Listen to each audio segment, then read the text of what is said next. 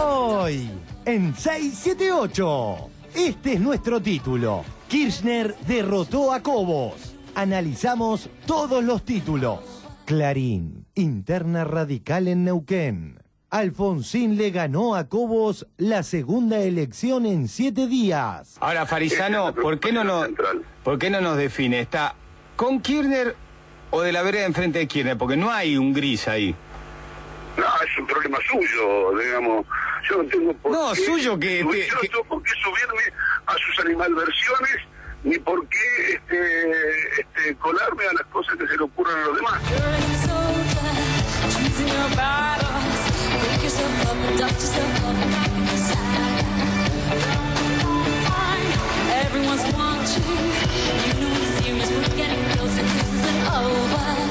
La causa noble. Teniendo en cuenta el alto grado de exposición pública que este caso viene teniendo y teniendo en cuenta el preocupante y alto grado de tergiversación que desde algunos medios de comunicación social se ha efectuado de la labor judicial desarrollada, me han convencido de dar algunas aclaraciones. La causa Nobel.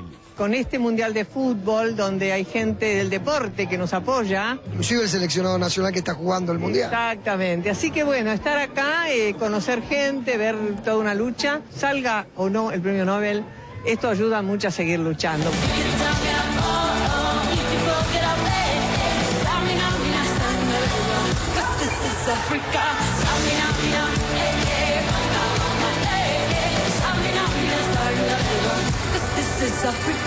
Siguen apareciendo nuevas voces. Por lo menos se está debatiendo, ¿no?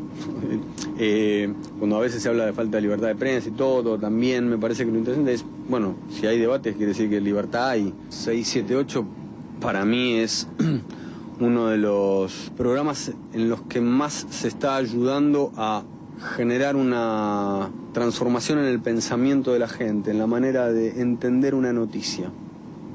Más allá de que a veces también se lo critica como de oficialista o de tendencioso, también es gracioso ver quiénes lo critican de tendencioso. Miembro y la mano dura. ¿Te acuerdas cuando estuvimos en Madrid? Sí. En las calles ahí por donde íbamos, se compra el oro, lo habéis vendido ahora. Sí, claro, pero está muy claro que Bilardo, con respecto a eso, a ese tipo de valores, es un poco alejado de estas circunstancias, ¿no? Oye, antes de callar al de la bubucela. Si no le pueden pegar un tiro, no. Sí. Denle para cenar, que se vaya a cenar. Sí. Facebook 678. Sergio Alves de Oliveira. Las bubucelas son como el Clarín. No dejan escuchar, no dejan hablar, no dejan pensar, etc.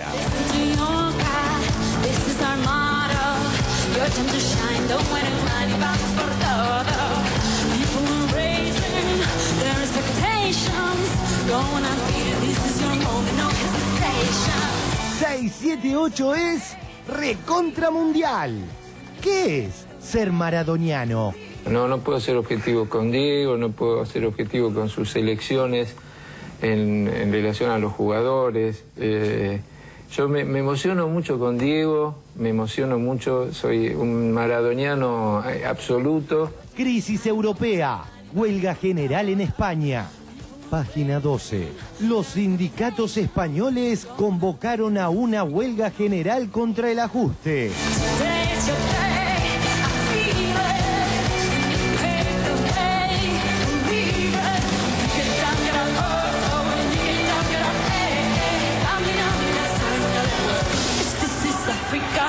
El debate del Bicentenario.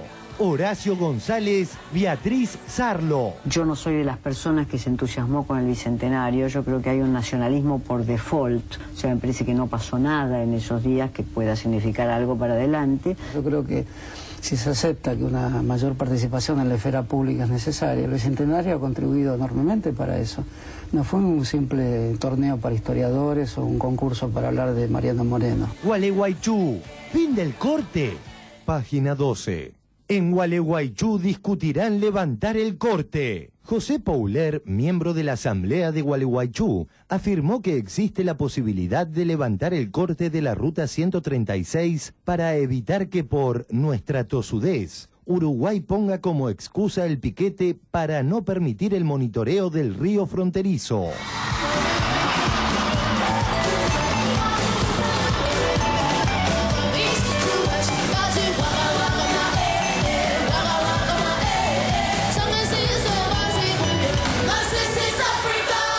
Otro día de buenas noticias. 1. Cosecha récord. Buenos Aires económico. Las exportadoras y la industria ya tienen el 50% de la cosecha de soja. Hasta el momento se están logrando 29.6 quintales por hectárea, superando así en un 54% la marca del año pasado cuando se obtuvieron 19,2 quintales en el promedio. 2. Mundial. Jornada sin expulsados.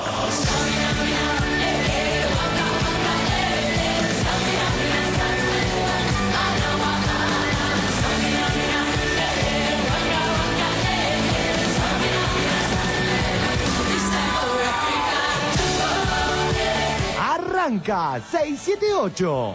Desde acá estamos con la selección. Desde allá están con 678. Vamos a bailar. Guarda el cable, vamos. 678 en Sudáfrica. 678 en Sudáfrica. Otro que aparece aquí saludando, en este caso argentino.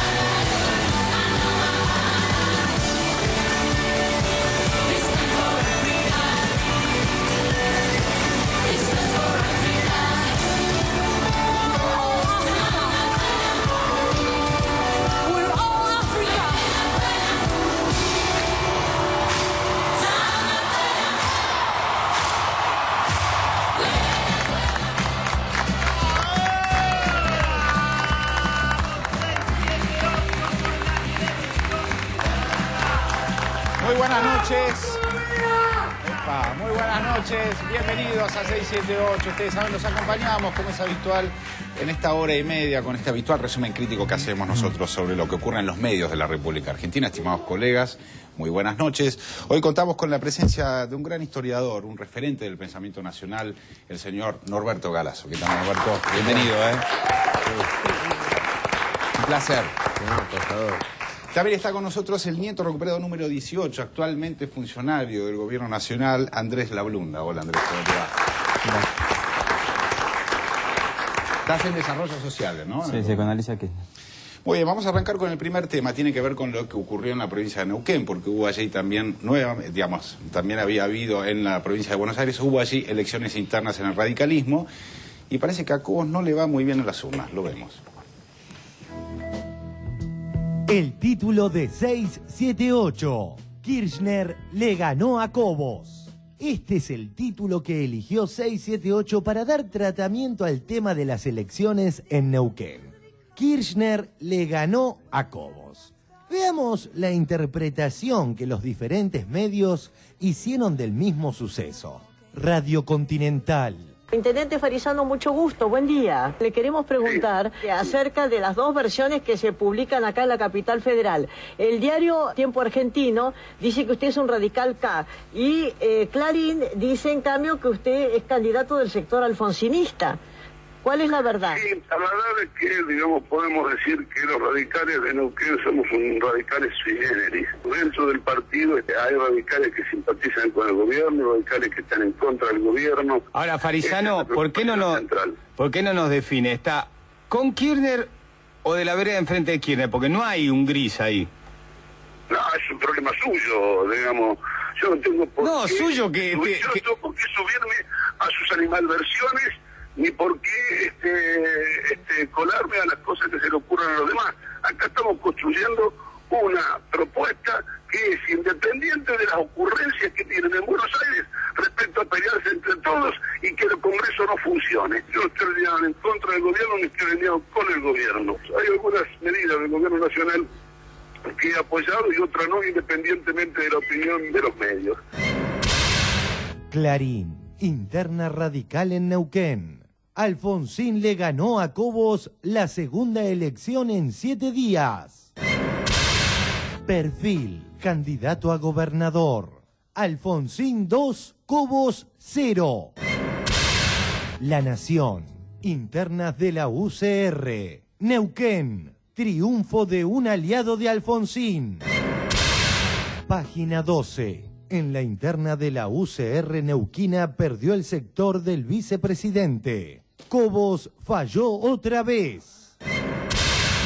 Tiempo argentino. Radical K ganó la interna en Neuquén. Venció a Horacio Quiroga, candidato de Julio Cobos.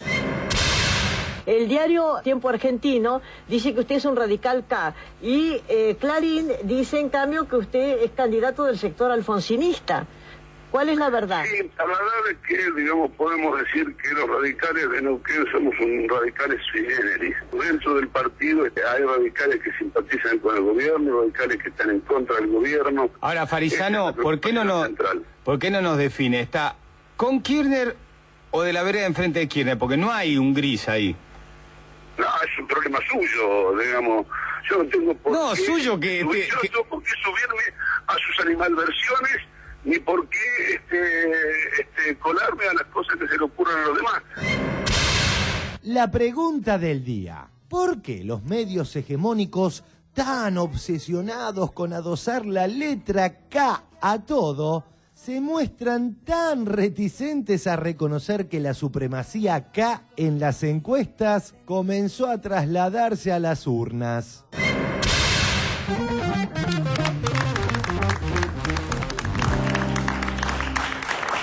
Muy bien, bueno, en realidad la frase del candidato triunfante en la provincia de Neuquén fue otra, no la palabra, mejor dicho, no fue... Él dice animadversiones, sino ahí creo que pusieron malversiones, que no creo que no existe igual la palabra. No se entendía. No sé cuánto existe de todo lo que se dijo ahí, pero bueno, la palabra que usó fue animadversión. Fue animadversión. A ver, Norberto, ¿cómo lo ve? Sí, yo creo que los sectores que están contra el gobierno están tratando de levantar la figura de Alfonsín, por un lado, porque acá pareciera que en las próximas elecciones lo que está en juego es la clase media. Entonces Alfonsín, con este discurso que repite, yo creo que nosotros hemos incurrido un poco en un error en glorificar tanto a Alfonsín y no marcar las limitaciones de ese gobierno, que fueron bastante, porque Alfonsín hizo algunas cosas que después él mismo volvió atrás con lo que había hecho, ¿no es cierto? O, por ejemplo, ignorar que, con motivo de los saqueos, al final del gobierno de Alfonsín hubo más de 10 muertos, que generalmente no se conocen, ¿no es cierto? Entonces, ellos creo que están jugando más con Alfonsín que con Cobos, porque Alfonsín es el hombre más permeable para que el kirchnerismo no pueda avanzar sobre los sectores medios, me parece, ¿no? Y por el contrario, la verdad parece ser otra, ¿no? Cuando usted dice ellos, ¿está hablando del radicalismo como partido? ¿Está hablando de la oposición? Estoy hablando del monopolio, de la sociedad rural, los grandes intereses, ¿no es cierto? Que me parece que para ellos, Cobos, si bien está en un lugar estratégico, no es el hombre que aparecería como un hombre nuevo, que es un hombre joven, ¿no? Que reconoce algunas cosas en los reportajes, ¿no? Que aparece como una figura que fuera más o menos hasta continuadora, podría ser en algunas cosas del kirchnerismo. ¿Pero cree que es por eso o porque Cobos ha demostrado jugar para sí mismo? Bueno, Cobos es una figura insignificante, está ahí, bueno, porque a veces hay errores en los acuerdos y... Bien, hay una historia muy vieja con los vicepresidentes, ¿no? Desde el vicepresidente de Bolívar que lo quiso asesinar a Bolívar, hasta los vicepresidentes que no quiso tener Perón o tenían figuras así muy desleídas porque no le interesaban. El vicepresidente de Frondizi, Alejandro Gómez, Frondizi lo borró inmediatamente. Son un peligro los vicepresidentes. Y en este caso, bueno, cuando se ha elegido mal, es un peligro. A ver, Andrés, ¿cómo estás viendo esta situación, digamos, de radicalismo, de las alianzas del radicalismo con el kirchnerismo, con la oposición? Sí, yo coincido con Norberto que claramente la oposición está buscando ampliar esa base social que tienen que encontrarla en la clase media y está levantando la figura de un Alfonsín, ¿no? Una cosa es lo que es Alfonsín y lo que representa, ¿no? Alfonsín con la historia de su padre y demás. Y en este caso, yo recién cuando escuchaba a Norberto también pensaba en ese Alfonsín de las Felices Pascuas y cómo impulsó, ¿no?, las leyes de obediencia de vida de punto final y traicionó toda una búsqueda de memoria, de verdad y justicia por parte de los argentinos, ¿no? Entonces, ese es el otro Alfonsín que también hay que poner en público, discutirlo en la sociedad y ver qué tipo de alianzas se están formando en relación a eso también, ¿no? Muy bien, pasamos a otro tema. Ayer se vio un debate bien interesante entre Horacio González, el actual presidente de la Biblioteca Nacional, y Beatriz Arlo, una reconocida intelectual que hoy por hoy está diciendo también muchas cosas en distintos medios respecto de lo que está ocurriendo en el país. Vemos el debate y lo debatimos. El debate del Bicentenario. Horacio González, Beatriz Sarlo. A mí me parece que el gran debate al que estamos asistiendo sobre medios de comunicación, pueblos originarios, recursos energéticos, simbologías nacionales, que ponen en vilo a la historia misma del país, como lo puso el Bicentenario. El Bicentenario no era una caja cerrada de conceptos que había que recrear, sino había que pensar de otra manera la historia nacional. Yo no soy de las personas que se entusiasmó con el Bicentenario. Yo creo que hay un nacionalismo por default. O sea, me parece que no pasó nada en esos días que pueda significar algo para adelante. Yo creo que si se acepta que una mayor participación en la esfera pública es necesaria, el Bicentenario ha contribuido enormemente para eso.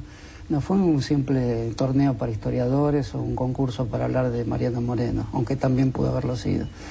Me parece que fue un redescubrimiento a las propias potencialidades grupales y yo creo que se están creando nuevas condiciones para un diálogo en Argentina. Va a haber que esperar desenlaces importantes, electorales. A ver, convengamos que en los últimos 2 años o año y medio el diálogo no es lo que más se vio, ¿verdad? Algunos conflictos que se resolvieron de manera muy brutal, el conflicto del campo que duró tantos meses, el diálogo como si se hubiera suspendido. Cada uno habla por su formación política, la mía es la de cierta aceptación, por no decir tolerancia, hacia el modo en que la política se da, no en su agresividad, como escucho que dices, sino, no le digo agresividad a lo que es vivacidad. Por eso cambiaría el concepto de agresión, de crispación, lo cambiaría por un concepto de vivacidad de una sociedad argentina que está reacomodando todas sus piezas conceptuales, sus formas de conocimiento. Y antes de esa elección, en el casi año y medio que falta, ¿cuál es el desafío del gobierno? Las condiciones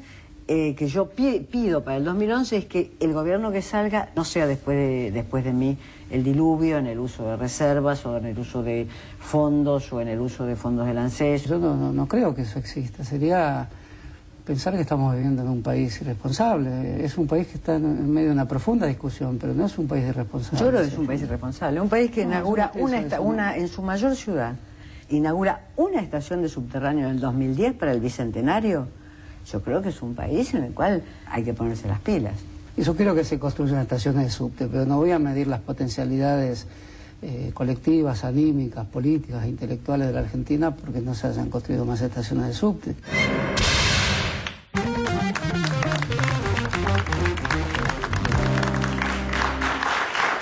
Interesante, ¿no? Qué interesante el debate y que se jerarquice también la capacidad argumentativa, digamos, porque finalmente lo que estábamos viendo acá eran 2 grandes intelectuales de la historia argentina, exacto, o 2 intelectuales de la historia argentina argumentando. A ver, Norberto, su opinión. Sí, a mí me provoca una profunda tristeza, porque yo la conozco a Beatriz Arlo hace muchos años, siempre en posiciones contestatarias, maoísta, peronista, media trotskista, he participado en el 79 en manifestaciones contra la dictadura donde nos han corrido de casualidad los 2 juntos, y ahora que asuma como propio el discurso que se da en la Facultad de Filosofía y Letras, en carrera de Historia, por ejemplo, decir que la escuela enseña nacionalismo, la escuela enseña un patriotismo de efemérides, la escuela nos enseña que el país fue una semicolonia inglesa durante muchos años.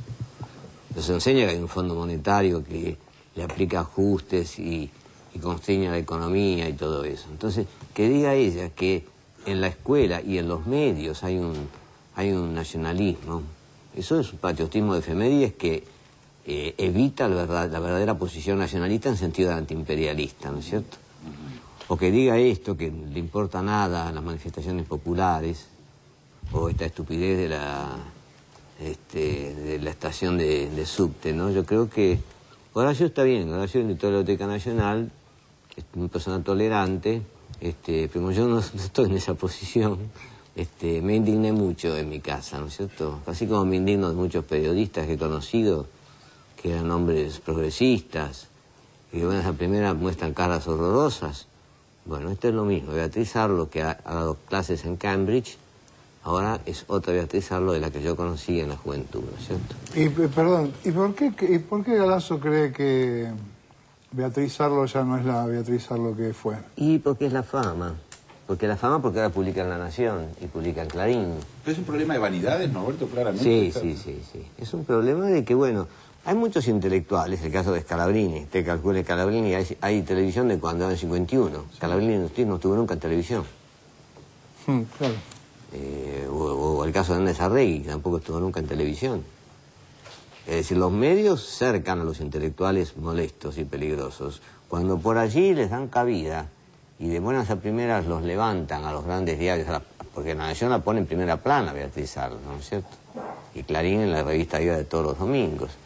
Entonces eso, sumado a las excursiones a las principales facultades del mundo, y el prestigio universitario y todo esto. Discúlpeme, Norberto, pero digo, más allá de entender y que también por ahí me dé tristeza escuchar esas argumentaciones o que Beatriz Arlo piense eso, realmente escuchaba con mucho placer su capacidad de argumentar, su discurso, su manera de decirlo, aunque no lo comparta en lo absoluto. Me parece que ella es desde hace mucho tiempo una mujer de primera plana y de etapa en un ambiente intelectual, de escritores y también periodísticamente hablando. ¿Usted no le parece que a lo mejor ella puede tener pensar esto concretamente? ¿Piensa que ha sido modificado? ¿Piensa que lo hace por afuera? No creo, como no creo que Patricia Bullrich haya reflexionado cosas.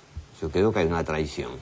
No creo que los periodistas que antes decían cosas progresistas y ahora dicen cosas como dice Yachés, por ejemplo, o el mismo Leuco y otras personas que nosotros hemos conocido, no es que se hayan replanteado cosas.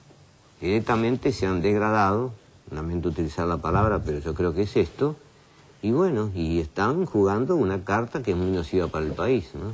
Ahora, ¿tiene que ver más con su vida personal, donde están puestos ahora, o con cosas que despierta el kirchnerismo?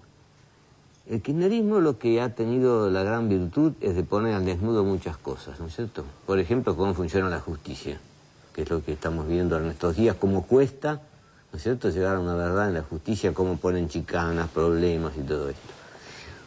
Cómo funcionan los diarios, cuando se ve que un mismo hecho está planteado de distinta manera en distintos órganos de expresión, ¿no es cierto? Entonces, lo que nosotros aprendimos un poco de Jauretche, que Jauretche nos decía, cuando usted agarre un diario, mire la noticia del diario en la página para abajo, porque eso es a lo mejor lo que interesa más y lo pusieron ahí. No mire la página impar arriba, que es a donde va la vista. Bueno, nosotros aprendimos hace mucho tiempo, pero ahora lo estamos aprendiendo todos los días. La deformación de la información, ¿no es cierto?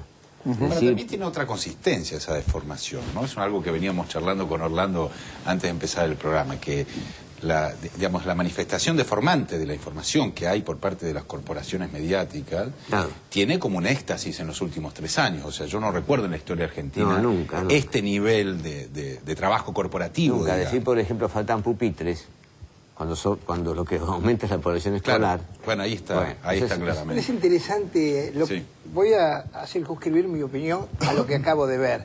Si hubiera visto todo el desarrollo del debate, me permitiría un juicio de valor mucho más, porque está extractado una parte. En esta parte gana por abandono Horacio González.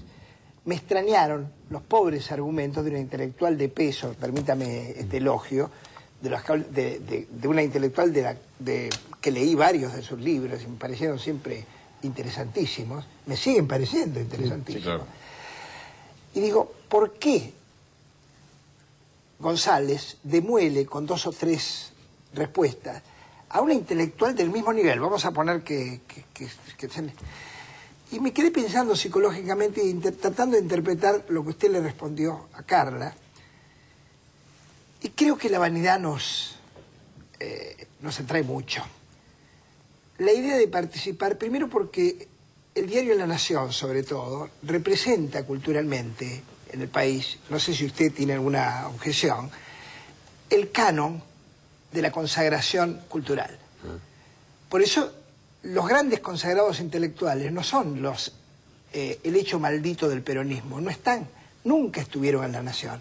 En La Nación están los Mallea, Bioy Casares, Silvino Campos, estoy hablando de historia, ¿no es cierto? Entonces, ni Scalabrini ni Jaureche están en La Nación. Cuando alguien quiere ser consagrado, la tribuna obligada es un elogio, pero a la vez es una observación crítica. Necesitaría estar en La Nación porque le da el lugar mitrista de la historia. Beatriz Arlo libó de esas mieles y es muy atractivo quedar en la historia y no quedar solo en la historia marginal o en la que usted está. Yo creo que usted debería estar consagrado de otra manera mediática. Y usted no le está porque recibe, permítame este juicio de valor superficial, porque usted recibe, digamos, la pobreza del devenir histórico que a los peronistas intelectuales los llaman el hecho maldito. Claro. Ni Discépolo, ninguno de ellos fueron abandonados en su momento. Y esto tienen que saberlo las nuevas generaciones. Ahora, la cuestión es si hay una parte que a mí me deja una duda espantosa, porque, digamos, si nosotros explicamos que el problema es que Beatriz Arlo es vanidosa, no nos queda lugar para la confrontación política. Para la discusión política, exactamente. Estaba pensando que a lo mejor estábamos demasiado puestos en una cosa más psi. Bueno, claro, sería lo personal. Más del campo psi que del campo del análisis, digamos, político concreto. En el campo ideológico, por ejemplo, ella dice que no se ha llamado para los actos del Bicentenario a Luis Alberto Romero y a Beatriz Aldo, a Hilda Sábato. Hilda Sábato tiene un libro sobre los 80 que en su parte final dice que ella no sabe en realidad cuáles son los motivos del enfrentamiento. Murieron 3.000 personas entre dos ejércitos de 20 o 25.000 de un lado y 25.000 del otro. Si después de hacer un libro no sabe cuáles son los motivos del enfrentamiento, como intelectual es bastante floja. Y Luis Alberto Romero está publicando una especie de villiquen todos los viernes ahora en Clarín, justamente en Clarín, no por casualidad, ¿no es cierto? Donde él en su primera página dice, en el primer fascículo, yo voy a hacer crónica histórica, es decir, no voy a interpretar. Entonces, cuando llega al empréstito Baring Brothers, dice, un empréstito concentrado entre la provincia de Buenos Aires y Gran Bretaña, 1824. Nada más. Claro, pero no es. Está claro. Eso es solo. Está claro lo que dicen. Muy bien, cambiamos de tema. Vamos a hablar un poco de tu caso también ahora, Andrés, pero pasamos a escuchar la jueza Salgado, hablando ayer con Grondona, que estuvo en la televisión, y dio algunas respuestas sobre la causa noble. La vemos. Causa noble, la jueza con Grondona. Yo le decía recién a la doctora Arroyo, uno cuando invita a un juez tiene sentimientos encontrados, ¿no? Por un lado quiere que venga porque lo invitó, por otro lado comprende que los jueces traten de hablar por sus sentencias y no venir. Nosotros teníamos invitada a la jueza federal Sandra Arroyo Salgado. Ella me había dicho que sí, que venía, y el viernes me dijo que no sé qué complicación tenía y no podía. Bueno, esto nos pasa a veces, sobre todo cuando hay influencias políticas contraproducentes. Comprende que los jueces traten de hablar por sus sentencias y no venir. Yo en ningún momento cuestionaba ni que el juzgado haga las investigaciones que tiene que hacer con el tema del ADN de los hermanos y bueno, que el proceso siga su curso normal, ¿no? Supongamos que yo, por alguna razón, alguien dice que yo no soy quien soy.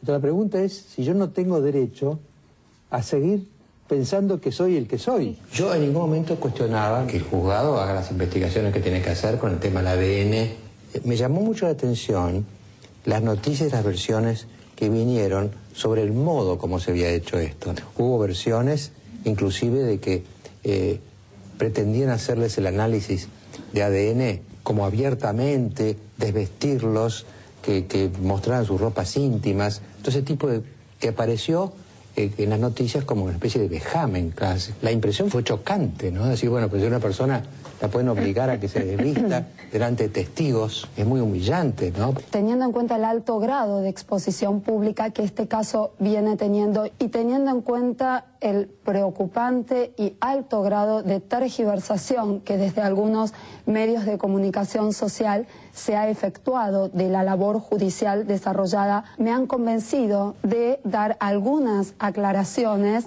¿Cuál es la tergiversación que usted observó? ¿Tiene que ver con el procedimiento? ¿Se tergiversó la interpretación de la orden que usted dio para obtener el ADN de los hermanos Herrera Noble? Sí, fundamentalmente eso. En operativos calificados como violentos, vejatorios e innecesarios. Clarín. Extendido repudio al procedimiento vejatorio en el caso Noble Herrera. No intervinieron 7 personas en esa diligencia, sino tan solo 2 personas. Nos están exponiendo porque de hecho nosotros nos tuvimos que sacar la ropa entre 7 personas, con lo cual, digamos, ¿dónde está el cuidado de la víctima? No intervinieron 7 personas en esa diligencia, sino tan solo 2 personas. Claramente surge de la orden de requisa que el personal policial no estaba facultado a llevar a cabo el secuestro de las prendas, sino que esto debía ser materializado por el personal técnico. ¿Cómo puede vivir la persona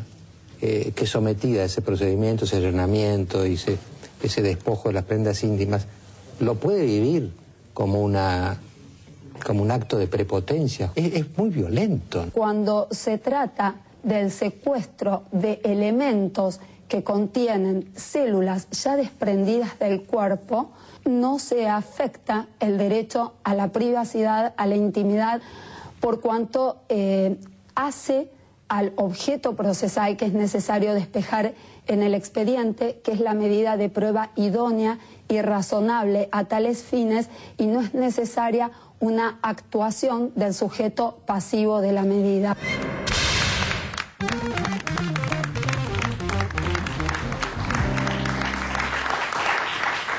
Andrés, tu opinión sobre, en principio, sobre cómo está la situación en la causa Noble, si tenés algo para decirnos sobre eso.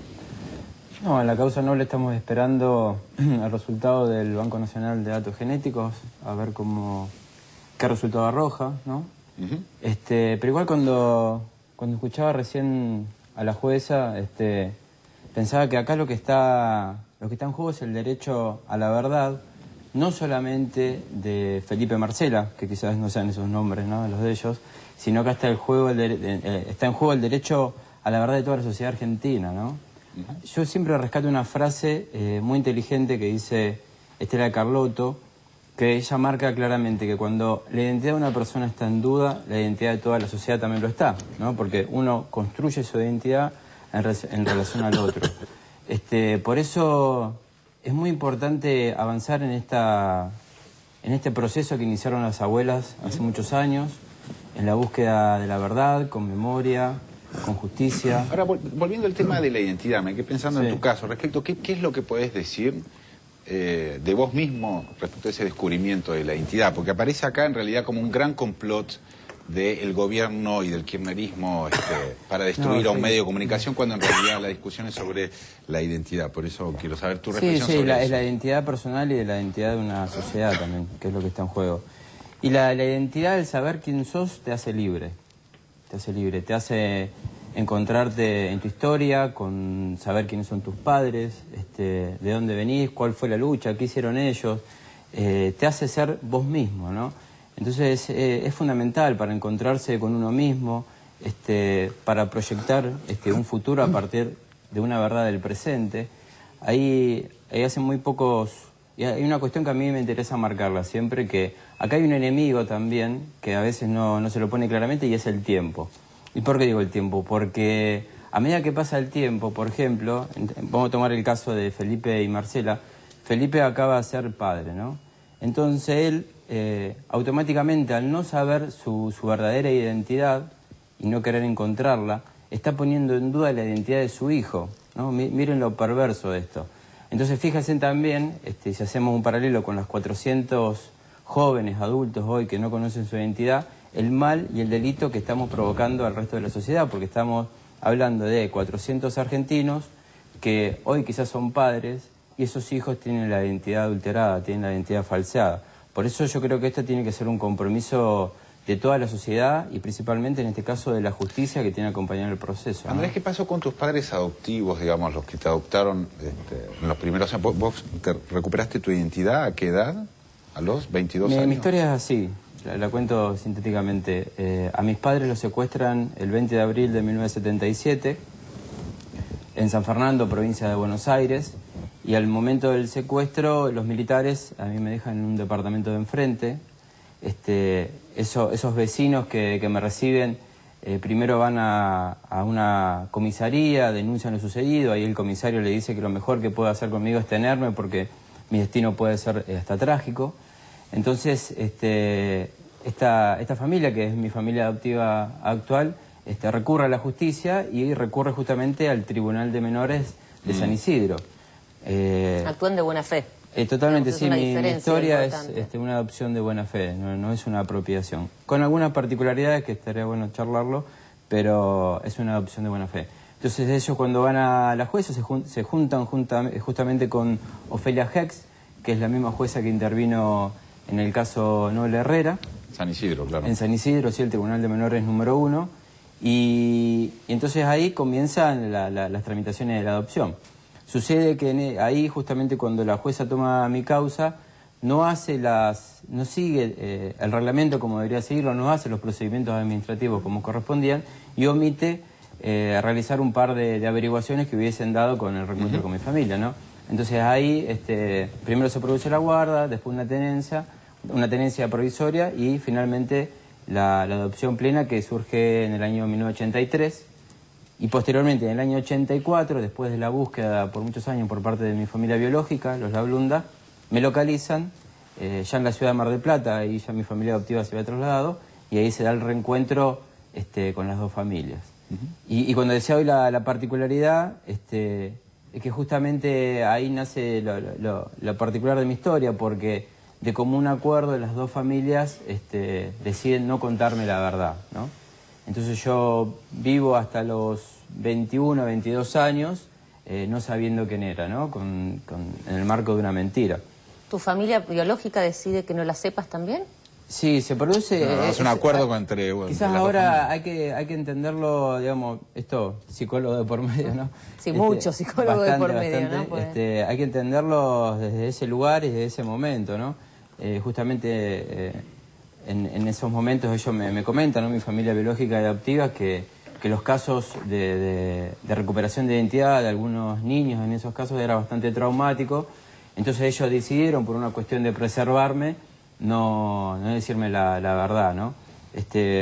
Hoy yo creo que hay que ir a fondo con la verdad, no se puede ocultar la identidad de una persona. Pero marcás, ¿no?, una cosa interesante, que es que no todos los casos tienen el mismo tratamiento, no en todos los casos se ha llegado, por ejemplo, a este nivel de confrontación, si se quiere, a nivel de la justicia. O sea, después de 9, estoy hablando del caso Noble, ¿no? Sí. Después de 9 años de insistencia, o sea, cuando hay buena fe en descubrir algo tan importante para la existencia humana como es la identidad, hay muchísimos casos en los cuales esto se ha resuelto, y aún habiendo diferencias o distintos enfoques, como fue en este caso entre tu familia. Habiendo tomado decisiones que a lo mejor fueron perjudiciales para los chicos, digamos. Quería saber cómo fue la experiencia de Andrés con las pruebas biológicas. ¿Cómo fue para vos esto? ¿Cómo fue pasar? ¿Fue parecido a...? No, yo voluntariamente, una vez que me cuentan la verdad, voy al Banco Nacional de Datos Genéticos en el Hospital Durán. Me hago el cruce del ADN con mi familia biológica y sale un 99,999%. O sea, fuiste al hospital, te sacaron sangre. Sí, una pequeña muestra de sangre y demás. Y en ese momento yo, cuando me hice la extracción de sangre, todavía no estaba la ley que habilitaba a los jueces, en este caso como habilitó a la jueza Arroyo Salgado, a hacer la extracción por vías alternativas a la extracción compulsiva, es decir, poner un mechón de pelo, un cepillo de dientes y demás, que le permiten hacerse el material genético como para cruzar las pruebas, ¿no? Pero acá claramente lo que está trabando, que hay otros intereses, hay intereses corporativos de por medio. Yo creo que hoy Felipe y Marcela son víctimas, ¿no?, de un sistema de poder que está impidiendo que ellos realmente sepan quiénes son y la sociedad sepa quién es, porque acá lo más importante, que lo que está en juego es el derecho a la verdad de todos los argentinos. Sí. Norberto, ¿qué le parece esto? Sí, a mí este programa de Grondona me pareció bien. Yo realmente te confieso que durante la mayor parte del año, por ser hincha de San Lorenzo, llegaba generalmente deprimido a la noche. Entonces, después de esa depresión, veía el programa de Grondona. Y lo que vengo observando es que domingo a domingo, Grondona está cada día más nervioso. él mismo lo dice. Sí, sí, claro. Y es que volvió Ramón para mí. Porque Esther Goris lo planchó totalmente, ¿no es cierto? Y esta señora en otros términos y otra perspectiva también, ¿no? Así que eso de que él esté nervioso a mí me lleva a tomar los remedios para la presión, para aguantar varios años más, porque yo creo que va a haber cambios muy fundamentales. Vamos a un corte y ya volvemos.